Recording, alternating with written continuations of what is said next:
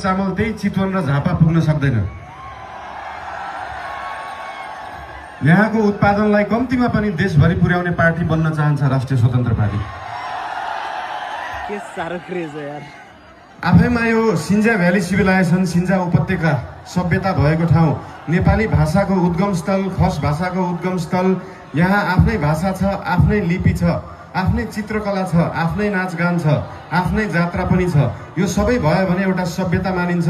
त्यो सभ्यता जोगाउने पार्टी बन्न चाहन्छ राष्ट्रिय स्वतन्त्र पार्टी। जसरी काठमाडौँ महानगरपालिकामा हाम्रो नेवा सभ्यताको नाचगान, त्यहाँको लिपि, त्यहाँको बाजागाजा, त्यहाँका मूर्त अमूर्त सम्पदालाई हामीले जोगाएर राखेका छौँ, त्यसरी नै यहाँ कर्णालीको सभ्यतालाई हामी जोगाएर राख्न चाहन्छौँ र त्यो जोगाउने पार्टी हो राष्ट्रिय स्वतन्त्र पार्टी। देशमा अझै पनि भोकमरी छ, अझै पनि 4 वर्ष मुनिका बालबालिकाहरूको मृत्युदर एकदमै बढ्दो छ।